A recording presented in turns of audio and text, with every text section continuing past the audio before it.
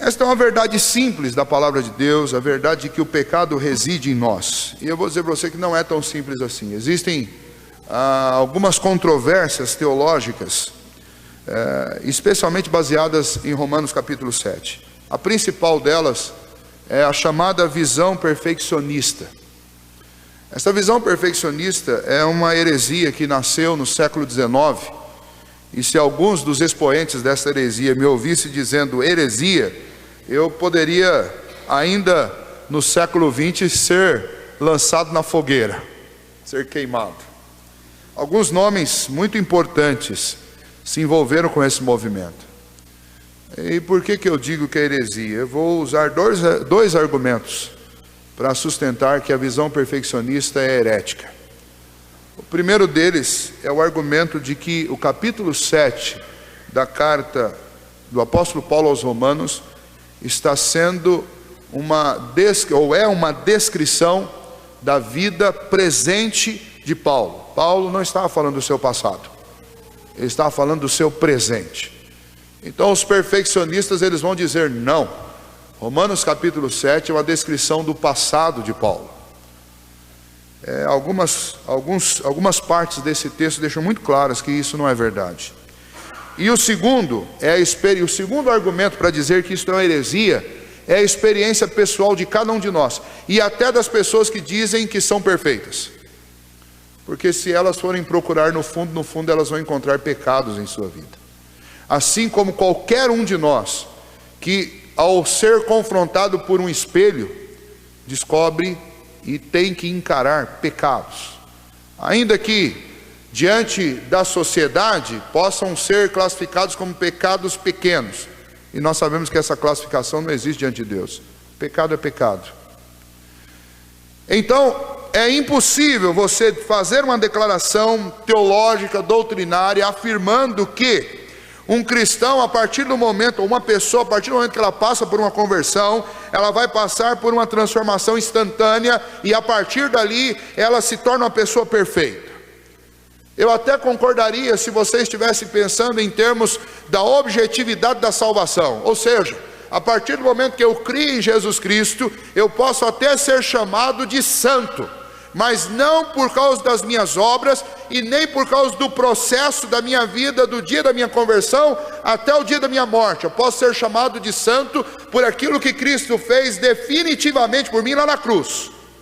Ou seja, diante de todos os anjos, diante de todos os serafins, diante de toda a população celeste, diante de todos que vão entrar na eternidade comigo, eu estou salvo de uma vez por todas, e nada pode mudar isso, uma vez que pela fé eu creio naquilo que Jesus fez por mim.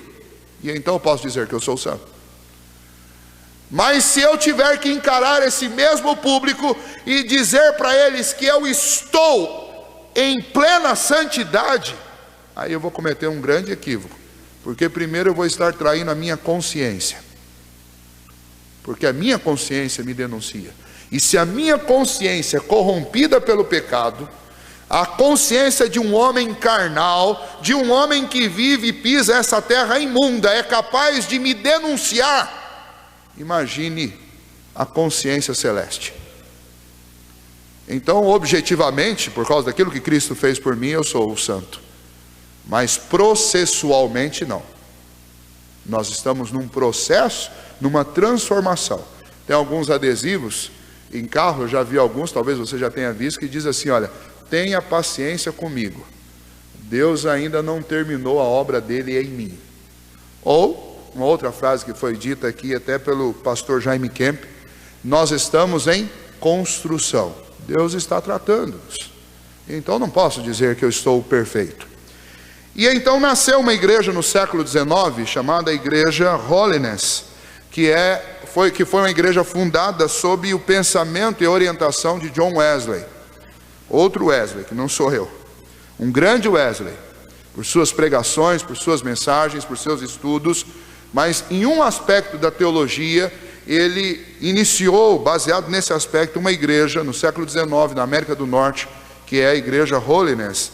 E esta igreja, ela sustentava que quando você tinha um encontro verdadeiro com Cristo, e você passava por uma conversão genuína, então você era aperfeiçoado instantaneamente. Qualquer pessoa que não experimentasse isso, até tinha alcançado um grau de espiritualidade, mas ele classifica que existiam 2 graus de espiritualidade.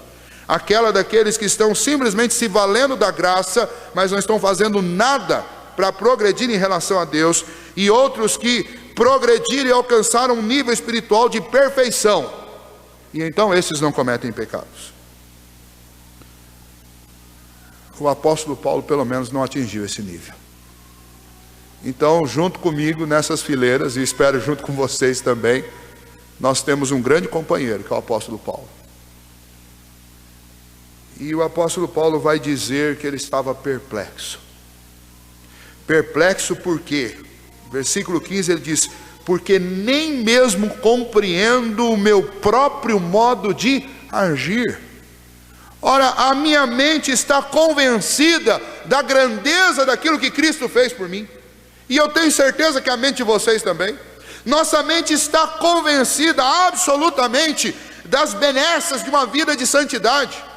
Nossa mente está convencida de que nós temos o dever de agradar a Deus. Nossa mente está convencida de que nós não podemos viver na carne, mas a nossa carne tem que ser mortificada dia a dia. Nossa mente está convencida de que ler a Bíblia, orar e adorar a Deus é algo que traz deleite para o nosso coração, e é algo que agrada o coração de Deus, mas ainda assim nós não agimos de maneira compatível nem mesmo com aquilo que pela razão nós já compreendemos.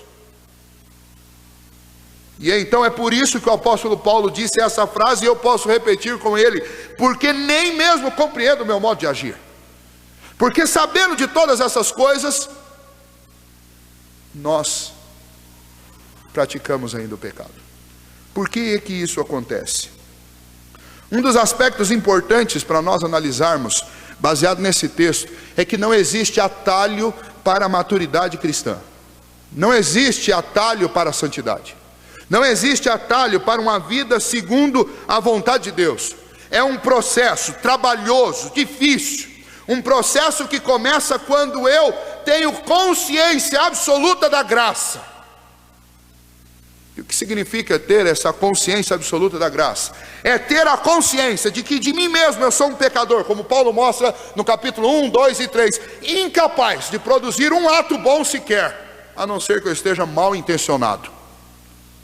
É reconhecer que nenhum dos meios humanos, a religião, os sinais, a circuncisão, o batismo ou qualquer outro sinal humano é capaz de adquirir para mim ou ganhar para mim alguma segurança, algo que me ancore na eternidade, no céu. E então eu tenho que entender que eu sou injusto e que eu não posso resistir à justiça de Deus. E então Romanos capítulo 5 me apresenta um caminho. O justo viverá pela fé. Fé em quem? Em Cristo Jesus, porque Cristo é a nossa justiça.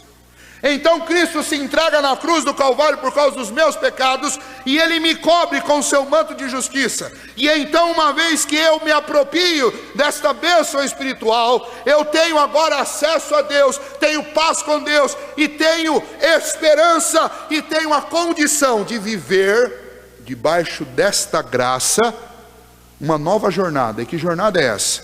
É a jornada onde eu vou começar nesta vida um processo que só acaba na minha glorificação, no dia que Deus me chamar para a eternidade. Este processo é chamado de santificação. E o que eu preciso saber nesse processo é que a primeira coisa que tem que acontecer comigo nesse processo é a perplexidade, como aconteceu aqui com Paulo. Então guardem essa palavra. É a perplexidade de perceber: não dá. Não dá. Por mim mesmo, não dá. Por quê? Porque ainda que eu esteja consciente, convencido na mente e no coração do mal que o pecado traz na minha vida, e do bem que o novo homem e a vontade de Deus produzem na minha vida, ainda assim, por mim mesmo, eu pratico aquilo que é da carne, e eu caminho em direção daquilo que é pecaminoso. Não há atalhos.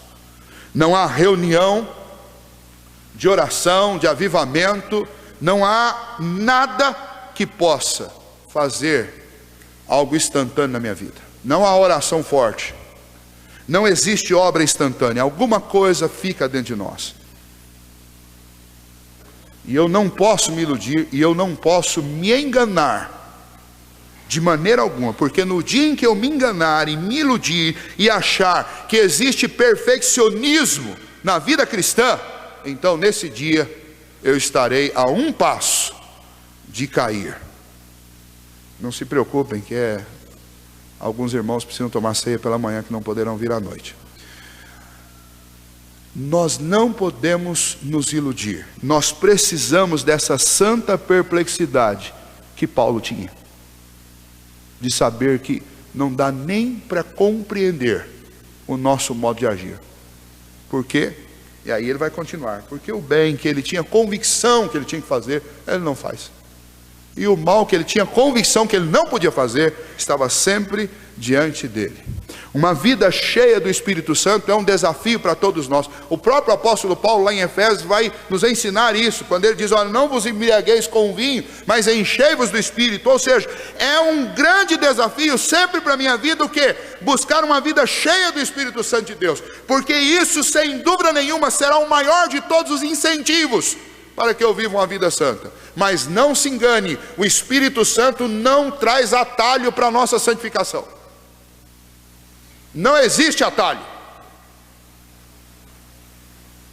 E Deus vai usar até as nossas quedas e os nossos erros como um fator de amadurecimento para a nossa vida. E aí eu não preciso ficar aqui discutindo sobre isso, porque eu tenho certeza que você se lembra de ocasiões em que você caiu e depois você até agradeceu a Deus, porque aquilo fez com que algo ruim dentro de você fosse revelado, para que assim você pudesse ser tratado. Continuando, progresso na obediência. Se depois de perceber essa perplexidade, de ficar perplexo com isso, o apóstolo Paulo não pode simplesmente se estagnar ou parar. E então ele vai mostrar para nós, não só aqui, mas em outros textos, como por exemplo Filipenses 3,13, se você quiser abrir lá, que o grande desafio da nossa vida é o quê? Diante dessa perplexidade, não travar e nem se deleitar com esta vida de incoerência e pecado. Mas diante desta constatação de perplexidade, o grande desafio é que eu me mova, que eu use esta graça, que eu use o Espírito Santo de Deus que habita em mim, como sendo um fator de potencialização, para que eu caminhe em direção a Cristo, em direção a Deus. Somos pessoas com desejos misturados. É isso que aconteceu conosco no ato da nossa conversão. Então, se nós tivéssemos que pensar um pouquinho na vontade humana, eu diria assim: enquanto você não conhecia Deus, e lá na frente eu quero falar um pouquinho mais sobre vontade, enquanto nós não conhecíamos a Deus, a nossa vontade era completamente subjugada ao pecado. E então não havia mistura na minha vontade. Eu tinha vontade de pecar e eu pecava. E aí ontem eu assisti um negócio que caiu como uma luva para fazer a ilustração que eu vou fazer agora. Ontem à tarde eu cheguei de um casamento e eu sentei para descansar um pouquinho e estava passando lá o Caldeirão do Hulk, né? Aí passou um bloco deles lá, que eles foram para Las Vegas. E então a frase dele falou assim: olha, aqui em Las Vegas pode tudo, aqui não tem limite. O limite aqui, ele ia falar é o céu, e acabou mudando a frase, porque aqui não tem limite. Na realidade não tem limite. A nossa vida antes de Cristo é a vida em Las Vegas. Não existe limite. Não, hoje vou beber até cair. Mas quem vai te impedir? Não tem limite. Hoje eu vou tirar um racha, a não ser que um policial me cerque, nada vai te impedir de fazer isso. A vida do homem, uma vontade humana antes de Cristo, antes de uma conversão, é uma vontade sem limites. Talvez o seu limite seja o dinheiro, talvez o seu limite seja os seus familiares, ou o seu trabalho, mas a grande verdade é que não há dificuldade com a vontade antes de Cristo.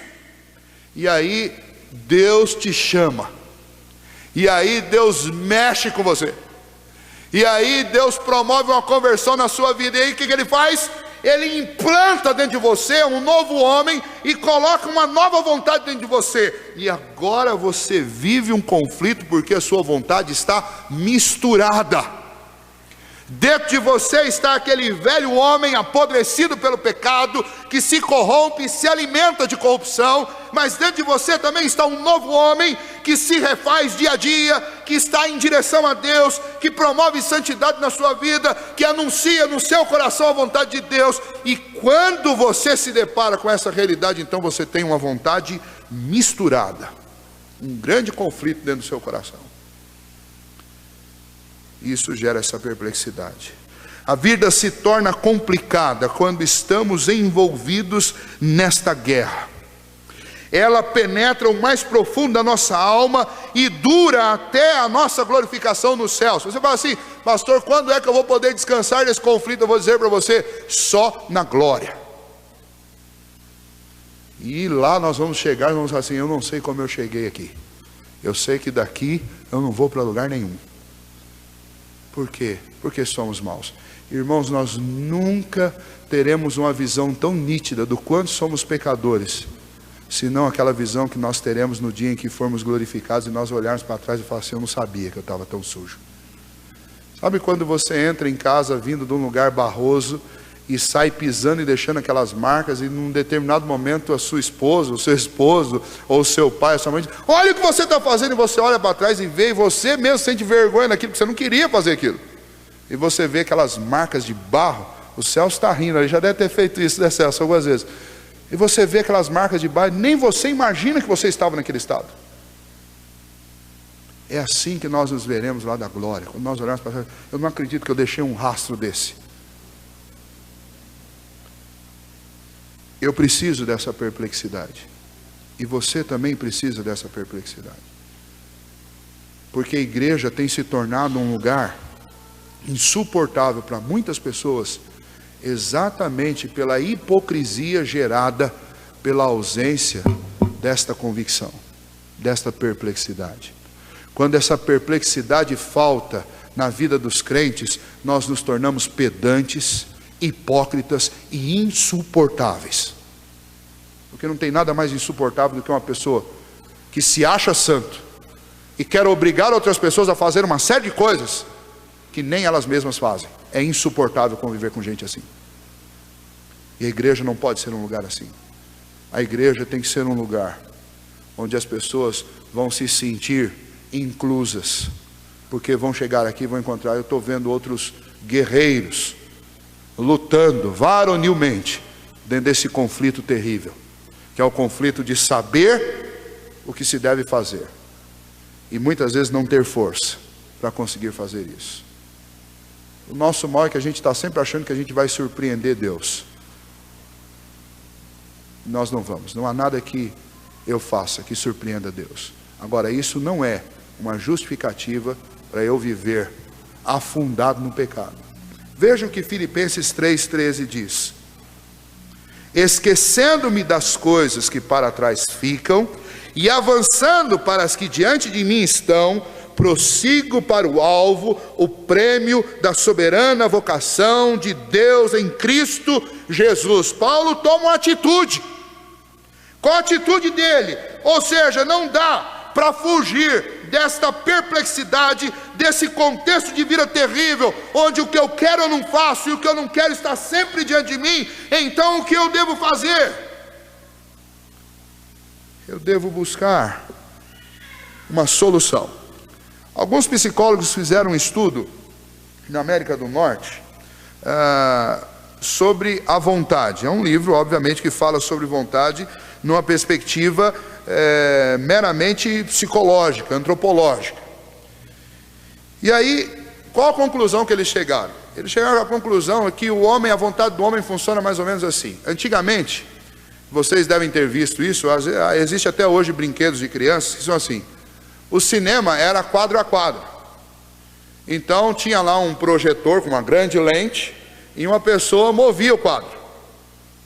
Ia movendo aquilo, ou uma engrenagem movia, mas eram quadros, eram fotografias travadas. E aquilo ali ia passando assim. E então esses psicólogos, eles descreveram a vontade humana dessa mesma forma. A nossa mente funciona em quadros. Então, a sua vontade, na realidade, não depende do que você gosta ou do que você quer, depende do que se coloca na sua frente. E a nossa vontade vai funcionando assim. Um exemplo fácil disso são os gordinhos quando estão fazendo regime. E eu entendo disso. Você é muito forte para resistir a alguma coisa desde que você não veja. Porque se você vê, então imagine que você, não, eu estou disposto, eu vou emagrecer, eu não vou comer nada. E aí você resiste a algumas coisas que não são tão interessantes assim. Então você enxerga lá gelatina, imagina, e gelatina faz até bem para regime, né? Aí alguém vai e coloca lá dentro da geladeira lá um doce de banana.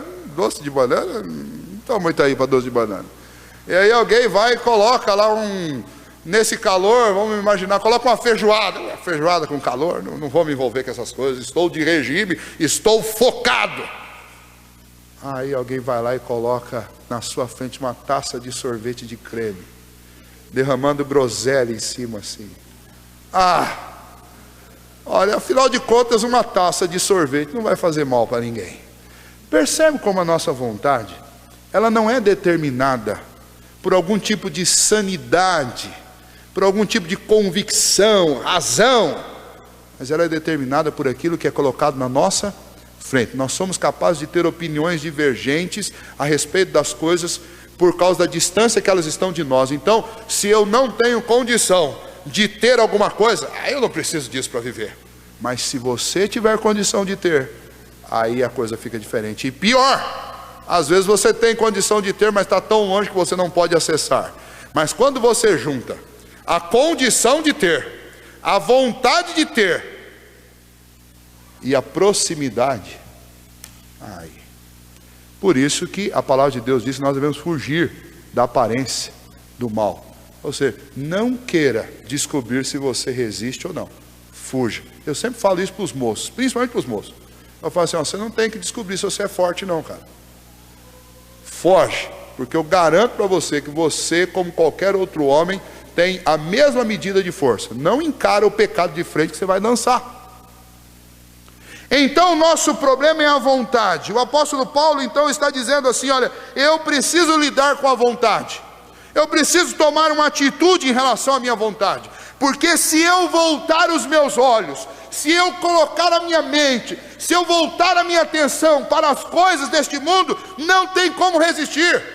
A lei me diz, a lei confirma que eu não consigo, o pecado reside em mim, é isso que ele está dizendo. O pecado está residindo em mim, versículo 21, então ao querer fazer o bem, encontro a lei de que o mal reside em mim. Então qual que é o problema? O problema é o que eu coloco diante de mim, porque o mal já está lá. O mal já está lá. E então esses psicólogos norte-americanos disseram assim, olha, a vontade do homem não é determinada por ele, mas é determinada por aquilo que é colocado diante dele. E essa é uma definição interessante. Porque para aqueles que dizem por aí que o homem tem a livre-arbítrio, tem a capacidade de tomar, de fazer escolhas, de decidir entre o bem e o mal, precisam lembrar disso. E precisam saber que até as ciências antropológicas dizem que não, o homem não tem essa condição, porque a nossa vontade está escravizada à nossa natureza, e a nossa natureza corresponde de acordo com aquilo que é colocado diante de nós. Então você pode ser muito santo dentro de uma igreja, mas quero ver você ser santo num lugar onde as pessoas estão. Quero ver você ser santo em Las Vegas, para continuar usando o exemplo. É muito fácil ser santo aqui, porque quando você olha ao redor, você está enxergando outras pessoas lutando para serem santas. Quero ver você ser santo lá numa danceteria, quero ver você ser santo lá num bar, quero ver você manter a sua dieta dentro de uma doceria. A gente não consegue, porque o problema está na nossa vontade. Nossa vontade é fraca. Então o apóstolo Paulo, depois de lidar com isso, E aí nós vamos sempre ligando lá com Filipenses 3,13. Qual a conclusão que ele chega? Eu preciso usar todos os meios da graça para voltar a minha atenção, para voltar os meus olhos, para voltar o meu coração para aquilo que é santo. Senão eu vou viver fazendo o que eu não quero. Então ele diz: esquecendo-me dessas coisas todas, eu coloco os olhos em Cristo, e eu prossigo para o alvo da soberana vocação em Cristo Jesus. Ou seja, eu fui salvo para ir morar no céu, para ir estar com Deus. Então eu tenho que olhar para Deus, porque se eu olhar para qualquer outro lugar, eu vou pecar. É isso que ele está dizendo. E o grande problema nosso é que nós nos cercamos de coisas aprazíveis aos nossos olhos. E é difícil. Qual que é o objeto mais popular na casa do brasileiro? Das pessoas no mundo inteiro.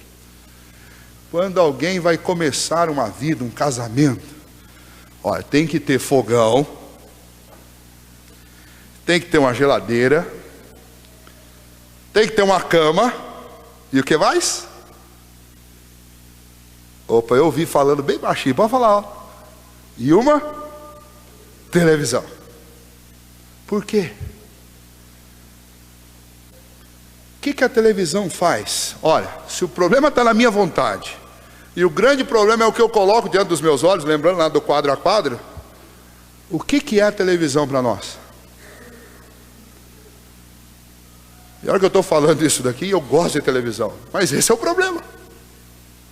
Porque quando você olha para lá, todas as coisas, num dia inteiro, tudo que você puder imaginar, que denigre o homem, que arrebenta com a santidade, são passadas diante dos nossos olhos. Tempo todo. E você pode nunca ter pensado em trair a sua esposa. Mas se você assistir a novela das 6, das 7, das 8, você vai descobrir quais são os prazeres dessa traição. Eles estão estampados lá. Você pode nunca ter pensado em trair o seu marido e trocar.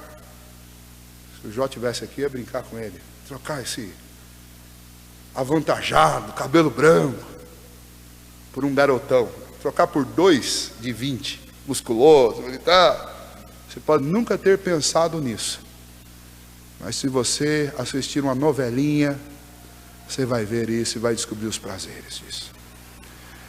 É isso que o mundo faz o tempo todo com a gente.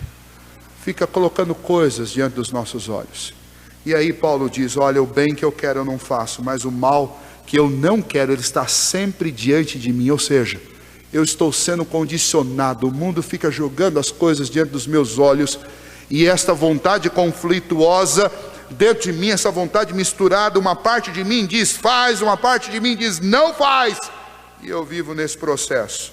Então, a única solução é tirar os olhos destas coisas, esquecer daquilo que para trás de mim ficou e voltar os olhos para Cristo e para o prêmio da soberana vocação em Cristo Jesus. Eu quero concluir isso dizendo: todos nós, irmãos, o próprio apóstolo Paulo, o único que venceu essa luta, embora ele também estivesse debaixo desta luta, foi Jesus Cristo. Porque se eu disser que Jesus não estava sujeito a essas tentações, então ele não era homem de fato. Mas como ele era homem de fato, ele estava sujeito a todas essas tentações, mas ele não pecou.